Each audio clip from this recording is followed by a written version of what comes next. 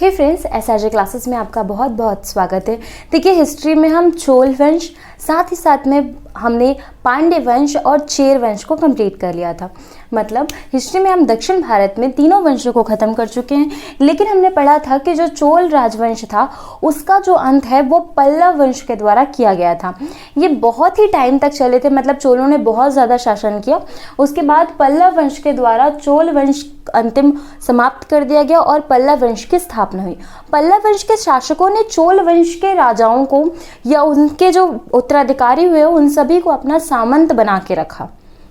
तो अब जो अगला वंश आएगा वो आएगा पल्लव वंश। लेकिन स्टोरी यहाँ पे ये आती है कि देखिए, चोल वंश के जो राजा थे उन्होंने अपनी सत्ता खो दी, क्योंकि अंतिम शासक जो था वो उतने योग्य नहीं रहे। अयोग्यता के कारण उन्होंने अपनी सत्ता खो दी और जिसका फायदा पल्लव वंश के शासकों के द्वारा उठाया गया और पल्लव वंश की स्थापना की गई। लेकिन इनके जो उत्तराधिकारी थे वो बहुत सक्षम थे और इन्होंने बहुत समय का वेट किया और कुछ समय के पश्चात ये दोबारा पल्लव वंश पर हावी हुए और उन्होंने ही पल्लव वंश को समाप्त कर दिया। ठीक, क्लियर? कहानी समझ में आ रही है? देखिए, क्या होता है कि मान लीजिए ये चोल वंश के राजाओं ने बहुत ज़्यादा शासन किया, लेकिन इनके जो अंतिम राजा थे, जो पीढ़ी दर पीढ़ी छोटे राजा बनते गए, वो उतने योग्य नहीं हो पाए, जिसके कारण से एक अलग से नए जन्म का वंश उदय हुआ जो कि पल्लव वंश था और उसने इनकी हत्या करके अपने राजवंश का स्थापना की और इनको अपना सामंत बना लिया। छोटे छोटे सामंत बना लिया, अपने नौकर शाह टाइप का समझ सकते हैं अपन कि नौकर बना लिया, सामंत बना लिया, छोटे छोटे भूमि का क्षेत्र इनको देने लगे। लेकिन बाद में यही चोल दोबारा से संगठित होते हैं और जब पल्लव वंश कमजोर पड़ता है तो उन पर आक्रमण करते हैं और दोबारा से चोल वंश की नींव रखते हैं। मतलब इतिहास में हम दक्षिण भारत के इतिहास में हम 2 बार चोल वंश को पढ़ेंगे। एक बार हम पढ़ चुके हैं और एक बार अब हम पल्लव वंश के बाद में जो दोबारा चोल वंश आएगा उसको पढ़ेंगे। ठीक, देखिए यहाँ पे अभी ये जो सिचुएशन है ये हमने पढ़ा था कि ये चल रही थी 4वीं शताब्दी की, और 4वीं शताब्दी की सिचुएशन में ये था कि चोल एक तरफ, चेर एक तरफ और तीसरे तरफ में पांड्य राजा थे और इन तीनों राजाओं ने दक्षिण भारत में बराबर से शासन किया। अब बात करते हैं हम आते हैं सीधे सीधे हर्षवर्धन के समय में। मतलब ऊपर देखिए हर्षवर्धन चल रहा है, गुप्त वंश खत्म हो गया, वर्धन वंश चालू हो गया, जिसमें ऊपर हर्षवर्धन बैठा हुआ है। बीच में इस तरफ में हम देखते हैं यहाँ पर चालुक्य वंश है और नीचे पल्लव वंश है, क्योंकि जो चोल राजवंश था उसकी हत्या करके पल्लव वंश ने स्थापना की गई। पल्लव वंश के जो शासक है वो यहाँ पर शासन कर रहे हैं, वही चालुक्य वंश के शासक यहाँ पर शासन कर रहे हैं और ऊपर तो हर्षवर्धन बैठा ही हुआ है। अब हम पल्लव वंश और चालुक्य वंश दोनों वंशों को बराबर से लेके चल रहे हैं, जिससे हमें दिमाग में कंफ्यूजन ना हो और ये चीजें जल्दी और अच्छे से क्लियर भी हो जाएं। सबसे पहले बात करते हैं कि इन दोनों वंश के संस्थापक कौन रहे। देखिए, सबसे पहले जब हम बात करते हैं कि पल्लव वंश की स्थापना किसके द्वारा की गई, तो पल्लव वंश की स्थापना श्री विष्णु के द्वारा की गई। पल्लव वंश की स्थापना श्री विष्णु के द्वारा की गई। वहीं बात करते हैं इस साइड पे चालुक्य वंश की, तो चालुक्य वंश की स्थापना जो है वो जयसिंह के द्वारा की गई। ठीक, देखो अब कहानी कैसे समझनी है। पहले क्योंकि हमने पढ़ा था कि यहाँ पर जब हर्षवर्धन बैठे हुए हैं तो हर्षवर्धन को किसने हराया था, तो चालुक्य वंश के शासन पुलकेशिन द्वितीय ने हर्षवर्धन को हराया था। तो यहाँ से कहानी समझ में आ रही है कि ये तीनों एक ही टाइम पीरियड पे रहे हैं। मतलब इस समय ऊपर हर्षवर्धन भी बैठा है, बीच में चालुक्य शासक भी हैं और लास्ट में जो है वो पल्लवी शासक भी हैं। बात करते हैं पहले चालुक्य शासकों की। देखिए, चालुक्य जो है वो 3 प्रकार के चालुक्य, जैसे कि हमने पढ़ा कि चोल जो है वो एक आए, लेकिन इसके बाद में चोल एक और राजा आएंगे, एक और वंश आएगा चोलों का। वैसे ही चालुक्य भी 3 प्रकार के, एक है वातापी के चालुक्य, मतलब इनकी राजधानी वातापी रही। दूसरे हैं कल्याणी के चालुक्य और तीसरे हैं बेगी के चालुक्य। ये तीनों राजधानी के नाम है, वातापी के चालुक्य, कल्याणी के चालुक्य और बेगी के चालुक्य। सभी चालुक्यों की स्थापना किसके द्वारा की गई, तो जयसिंह के द्वारा चालुक्य वंश की स्थापना की गई। इन्होंने अपनी राजधानी वातापी को बनाया। इनके सामंत राष्ट्रकूट वंश के शासक थे। जैसे कि यहाँ पर हमने देखा कि चोल वंश के जो हत्या की गई थी वो पल्लव वंश के द्वारा, मतलब अंत किसके द्वारा, पल्लव वंश के द्वारा, और पल्लव वंश ने अपने सामंत चोलों को दोबारा से बनाया था। वैसे ही शासक की बात की जाए तो वास्तविक संस्थापक कौन है, तो कीर्तिवर्मन प्रथम को इस वंश का वास्तविक संस्थापक माना जाता है। अर्थात चालुक्य वंश की स्थापना तो जयसिंह के द्वारा कर दी गई, लेकिन वास्तविक संस्थापक कौन है? तो कीर्तिवर्मन प्रथम जो है वो चालुक्य वंश के वास्तविक संस्थापक है। अगला जो शासक है वो है पुलकेशिन द्वितीय। देखिए पुलकेशिन द्वितीय जो है वो सबसे ज्यादा खतरनाक और सबसे ज्यादा प्रभावित करने वाला, प्रभावशाली और प्रतापी शासक रहा है। पुलकेशिन द्वितीय की जब हम बात करते हैं तो हमने पढ़ा था कि ऊपर उत्तर में जो हर्षवर्धन जैसा राजा था, क्योंकि हर्षवर्धन की सेना जो है वो थकी हुई थी और नर्मदा नदी पार नहीं कर पाई थी, इस वजह से ये आकर नर्मदा नदी पर जो है हर्षवर्धन को हरा देते हैं और यहाँ पर एक अभिलेख लिखवाते हैं जिसका नाम है ऐहोल अभिलेख। कहीं कहीं इसे ऐहोल अभिलेख भी कहा जाता है। इस अभिलेख का निर्माण पुलकेशिन द्वितीय के द्वारा किया गया और उसमें लिखा गया कि मैंने उत्तर के राजा हर्षवर्धन को हराया है और मैंने इस पर विजय प्राप्त की है। लेकिन ये नर्मदा नदी को पार करके, मतलब नर्मदा नदी को ये पार करके ऊपर नहीं गया था, ये केवल इसने नर्मदा नदी के तट पर हर्षवर्धन को हराया था। जैसे कि अगर ये ऊपर की तरफ जाता तो ये भी वही गलती करता जो हर्षवर्धन कर रहा था। अब बात करते हैं कि इसने और क्या चीजें की। देखिए क्योंकि ये दोनों वंश एक टाइम में चल रहे थे कि पल्लव वंश और चालुक्य वंश दोनों एक टाइम में चल रहे थे, तो इसी के द्वारा पुलकेशिन द्वितीय के द्वारा ये यहाँ पर पल्लव वंश के शासक महेंद्र वर्मन को हराया। ठीक, देखो मतलब ये जो पुलकेशिन द्वितीय था ना, जो यहाँ पे बैठा था, ये चाहता था कि भाई मेरा राज्य ऊपर में भी हो और मेरा राज्य नीचे में भी हो। मतलब इसका ये कहना था कि हम यहाँ भी शासन करेंगे, यहाँ भी जाएंगे हम, और ये नीचे वाले भाग में भी हम जाएंगे।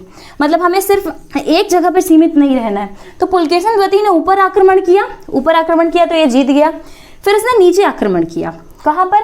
पल्लव के शासन में किया। और पल्लव पर जब आक्रमण करता है तो उस समय में शासक कौन रहे? तो उस समय में शासक थे महेंद्र वर्मन, और महेंद्र वर्मन को भी ये हरा देता है।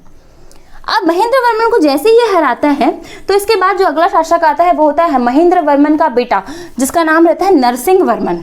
और नरसिंह वर्मन देखता है भाई पिताजी को हरा दिया इसने, तो नरसिंह वर्मन के मन में बहुत ज्यादा गुस्सा रहता है कि यार मेरे बाप को हरा दिया एक तो, और अब मुझे भी हराने आ रहा है दोबारा से। तो नरसिंह वर्मन फिर इस शासक को हराता है, किसको? पुलकेशिन द्वितीय को। तो हमने नीचे लिखा है कि नरसिंह वर्मन से ये हारा भी था। मतलब इसने पहले तो इसके पिता को हराया, लेकिन बाद में ये बेटे से हार गया। ठीक, वैसे भी ये बुढ़ा हो गया था, इतने टाइम तक कहाँ लड़ता रहता। अब पिता के बराबर एज में रहता था तो उसको हरा दिया, लेकिन जब उसका बेटा आया तो वो तो जवान खून, तो वो कैसे लड़ लेगा या कैसे जीत जाएगा। तो ऐसे हम समझ सकते हैं कि नरसिंह वर्मन से ये हार गया था पुलकेशिन द्वितीय।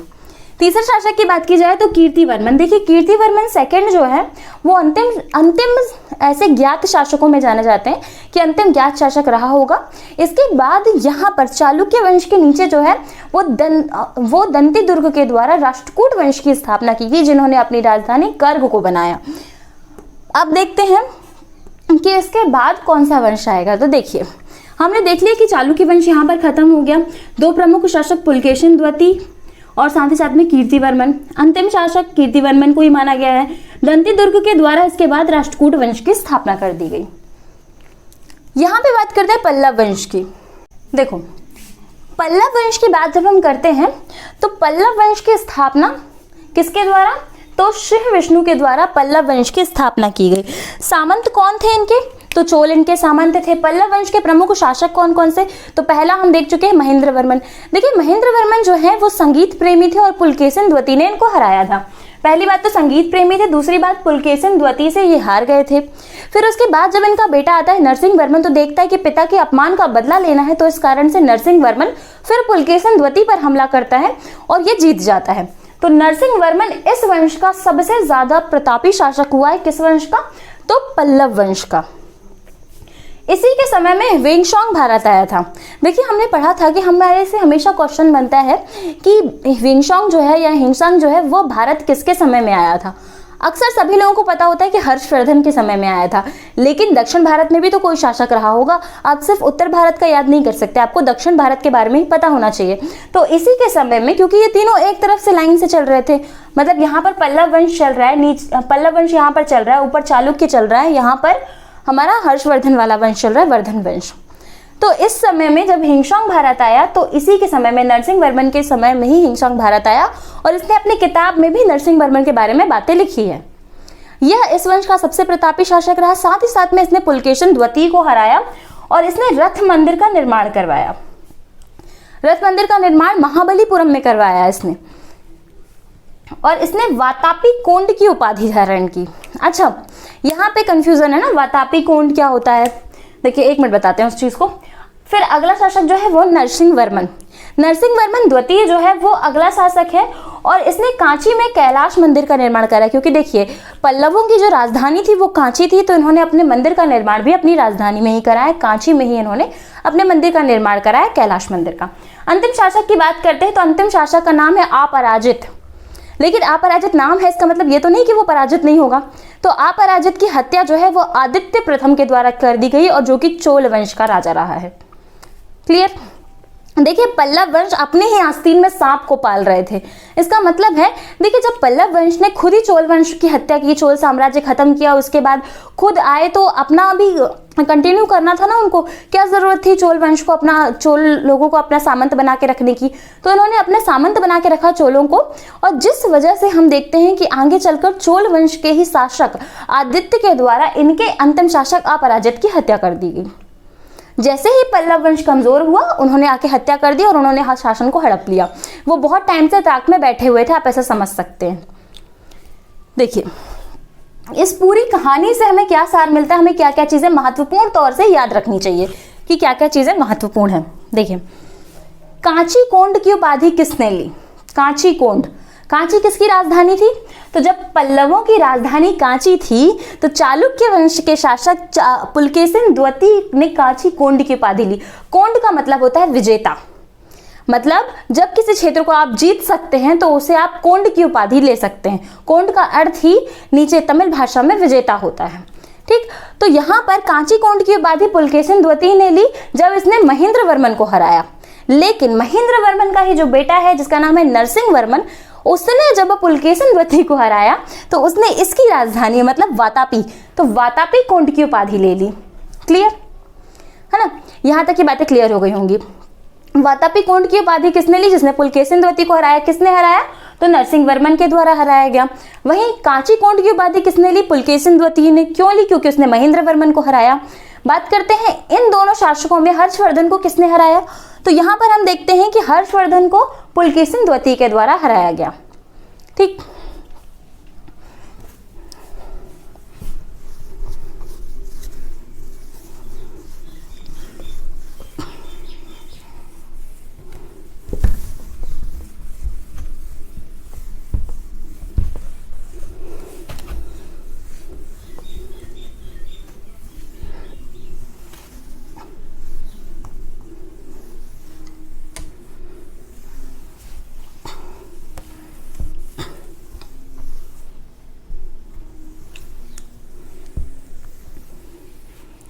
देखिए एक बार हम उस चीज को और समझते हैं। सबसे पहली बात, हम 2 वंश पढ़ रहे थे। एक वंश हमने पढ़ा चालुक्य वंश, सी फॉर चालुक्य वंश। एक हमने पढ़ा पी फॉर पल्लव वंश। ठीक, और इसके पहले सी फॉर एक और वंश था जो था चोल वंश। ये हो गया हमारा चोल वंश, ये हो गया पल्लव वंश, और ये हो गया हमारा चालुक्य वंश। चालुक्य वंश। देखिए चोल वंश के शासक की हत्या पल्लव वंश के शासक के द्वारा कर दी गई। चोल वंश का जो अंतिम शासक था, इसकी हत्या पल्लव वंश के शासक के द्वारा कर दी गई, और पल्लव वंश ने अपनी नींव रखी। अब ये जो वंश अब नया आता है, तो इसने क्या किया, पुराने जो राजा महाराजा थे उनको एकदम मार के या उनकी हत्या ना करने की अपेक्षा इसने अपना सामंत बना के उन्हें रख लिया।